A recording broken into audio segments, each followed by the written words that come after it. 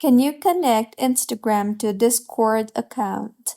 Hello everyone, I am Bishaka and welcome to our channel.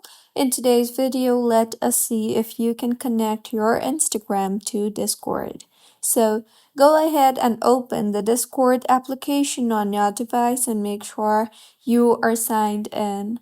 Now, tap on the U option on the bottom right of your screen and then tap on the Settings option on the top right of your screen. Further, you will see the Connections option. Tap on that. Now, in the interface that you will be led to, you will be able to view all the accounts that you have connected to Discord. So tap on the Add option on the top right of your screen and further scroll through. Here, as you can see, you will see various social accounts. However, you will not see the option for Instagram anywhere.